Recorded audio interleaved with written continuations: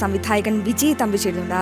വിജയ് തമ്പി, മലയാള cinema ലോകത്തിനൊരു തീരാ നഷ്ടം, ഒരു തീരാ ദുഃഖമാണ് ശ്രീനിവാസന്റെ വിയോഗ വാർത്ത. ഈ വേളയിൽ അദ്ദേഹത്തെ എങ്ങനെയാണ് താങ്കൾ ഓർത്തെടുക്കുന്നത്? തൻ്റെ സിനിമ തൻ്റെ സന്ദേശമായാണ് ശ്രീനിവാസൻ അവതരിപ്പിച്ചത്. നമസ്കാരം. മലയാള സിനിമയ്ക്ക് തികച്ചും ഒരു വലിയ നഷ്ടം തന്നെയാണ് ശ്രീനിവാസന്റെ ഒരു ഈ വിടപറയൽ. കാരണം മലയാള സിനിമയിൽ ഒരു വെർസറ്റാലിറ്റി ഉള്ള ഒരു ആക്ടറായിരുന്നു ശ്രീനിവാസൻ. ഒരു ആക്ടർക്കുപരി ഒരു തിരക്കഥാകൃത്ത്, സംവിധായകൻ. അദ്ദേഹം തിരക്കഥ എഴുതിയ ഓരോ സിനിമകളും വളരെ വ്യത്യസ്തങ്ങളാണ്. അതിൽ പറയാനുള്ള സന്ദേശങ്ങൾ വളരെ കൃത്യവും വളരെ ശക്തവുമായിട്ടാണ് അദ്ദേഹം പറയാറുള്ളത്. ഓരോ സന്ദേശവും സിനിമ എടുത്തു നോക്കുക. കേരളത്തിന്റെ രാഷ്ട്രീയ പശ്ചാത്തലത്തിന്റെ എല്ലാ വകഭേദങ്ങളും ആ സിനിമയിലുണ്ട്. ഇന്നും ആ സിനിമയ്ക്ക് ഏറ്റവും കൂടുതൽ പ്രസക്തി എന്ന് പറയുന്നത് ആ സിനിമയിൽ ഇല്ലാത്ത രാഷ്ട്രീയങ്ങളില്ല. എന്ത് രാഷ്ട്രീയം എന്താണെന്ന് കാണണമെങ്കിൽ ആ സിനിമ കണ്ടാൽ മാത്രം മതി.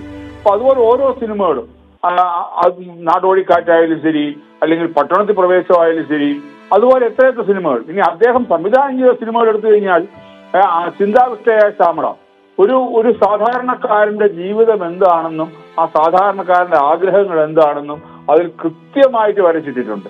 അപ്പൊ അതുപോലെ തന്നെ ഓരോ സിനിമകളും, ഞാനും അദ്ദേഹമായിട്ട് ഒരേ ഒരു സിനിമയിൽ മാത്രമാണ് ഒന്നിച്ച് പ്രവർത്തിച്ചിട്ടുള്ളത്.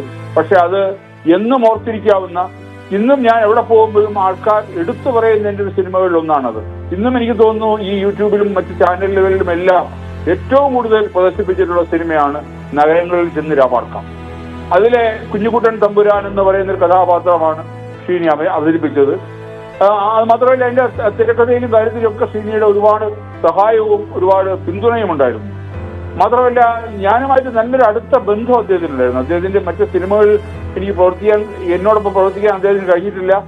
പിന്നെ ഒരു തിരക്കഥ എഴുതാൻ ഞങ്ങൾ പ്ലാൻ ചെയ്തെങ്കിലും അതും പ്രാക്ടിക്കലായി നടക്കാതെ പോയി. പക്ഷെ നല്ലൊരു സുഹൃത്തായിരുന്നു. പലപ്പോഴും ഞങ്ങൾ ഫോണിൽ സംസാരിക്കാറുണ്ടായിരുന്നു. പക്ഷേ അവസാനം ഈ അസുഖമായതിനു ശേഷം ലാസ്റ്റ് ഞാൻ അദ്ദേഹത്തെ കാണുന്നത് എറണാകുളം അമൃത ഹോസ്പിറ്റലിൽ വെച്ചാണ്.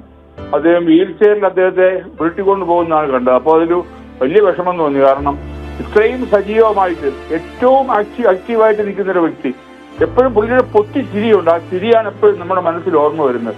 എന്ത് കാരണം പറഞ്ഞാലും പുള്ളി ചിരിയുണ്ട്. അപ്പൊ അത്രയും എല്ലാവരുമായിട്ട് ഒന്നിച്ചിടപെടുന്ന, എന്ത് കാര്യത്തിലും വ്യക്തമായ അഭിപ്രായം ധൈര്യപൂർവ്വം പറയുന്ന, അതാണ് അദ്ദേഹത്തിന്റെ ഏറ്റവും വലിയ പ്രത്യേകത. അദ്ദേഹത്തിന്റെ അഭിപ്രായമുണ്ടെങ്കിൽ അത് വെട്ടി തുറന്നു പറയും. അതിൽ അങ്ങനെ ഒരു മറവോ ഇതൊന്നുമില്ല. അതിന്റെ പേരിൽ അദ്ദേഹത്തിന് ഒരുപാട് ശത്രുക്കൾ സിനിമയിലും പുറത്തുമുണ്ടായിട്ടുണ്ട്. അദ്ദേഹത്തിന്റെ ഏറ്റവും അടുത്ത സുഹൃത്തുക്കൾ പോലും പലപ്പോഴും അദ്ദേഹത്തിന്റെ ഈ തുറന്നു പറച്ചിൽ കാരണം, അല്ലെങ്കിൽ അദ്ദേഹത്തിന്റെ ഈ ഒരു പ്രതികരണം കാരണം ശത്രുക്കളായി മാറിയിട്ടുണ്ട്. എന്തായാലും കുറെ കാലമായിട്ട് അദ്ദേഹം പല അസുഖങ്ങളും ബാധിച്ച് പല രീതിയിലും അദ്ദേഹത്തിന് പ്രശ്നങ്ങളുണ്ടായിരുന്നു. അവസാനകാലമൊക്കെ കാണുമ്പോൾ അദ്ദേഹത്തിന്റെ രൂപവും ഒക്കെ തന്നെ ഒരു വലിയ വിഷമം ഉണ്ടാക്കിയിട്ടുണ്ട്. അദ്ദേഹം ഇപ്പോ ഈ കാലയവനെ പിന്നിൽ മറയെന്ന് പറയുമ്പോൾ മലയാള സിനിമയ്ക്ക് ഒരു വലിയ നഷ്ടം തന്നെയാണ്.